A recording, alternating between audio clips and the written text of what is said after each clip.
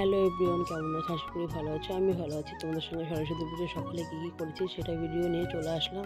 তো আমি রেডি হচ্ছিলাম, রেডি হতে হতেই পার্সেলে চলে এসেছি। রেডি হচ্ছিলাম, এখন জাস্ট পার্সেল এসছে। দেখো হয়ে বসে আছি, এখন আসার নাম নেই। তো শাড়ি পরার কথা ছিল, পরে আমি আর টাইম হচ্ছিল না। এখন রেডি হয়ে বসে আছি, এখন ভাবলাম শাড়িটা পরলেই ভালো হতো।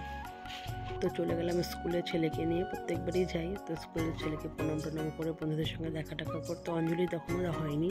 তো আমি এক দিদিকে ফোন করলাম, তো তার বাড়িতে পুজো হচ্ছিলো। তো বললো এখানে চলে আয়, পুজোয় অঞ্জলি দিবি এখানটায়।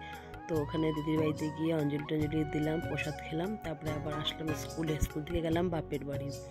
এইভাবে দিনটা কাটলো। আর বিকালে গেছিলাম একটু বন্ধুদের সঙ্গে, একটু কলেজে, শিলিগুড়ি কলেজে। তো তোমরা কে কী করলে অবশ্যই জানিও। আর সরস্বতী পুজো আমি সকালে আর শাড়ি পরতে পারিনি। তো সবাই দেখি কি বিকেলে ওরা পরছে। তো আমি ফার্স্টে চুড়িদার পরছি, পরে আবার পাল্টে এসে আবার শাড়ি পরে ওদের সঙ্গে বেরোলাম। সবাই মিলে যেহেতু শাড়ি পরেই ভালো লাগে। আর বাড়িতে গেছিলাম, মার সঙ্গে দেখা করেও চলে আসলাম। আর এই যে বিকেলবেলা যে শাড়িটা পরছে, আমি বিকেলে কোনো ভিডিও করতে পারিনি। গেছি বেশিক্ষণ, তো আমরা আড্ডা মারিনি, অল্প টাইমে নিয়েছি। তো তাড়াহুড়া করে 10 মিনিটের মধ্যে কী করেছি, আমি শাড়িটা পরছি, ওটা দাঁড়িয়ে যেহেতু ছিল আমার জন্য।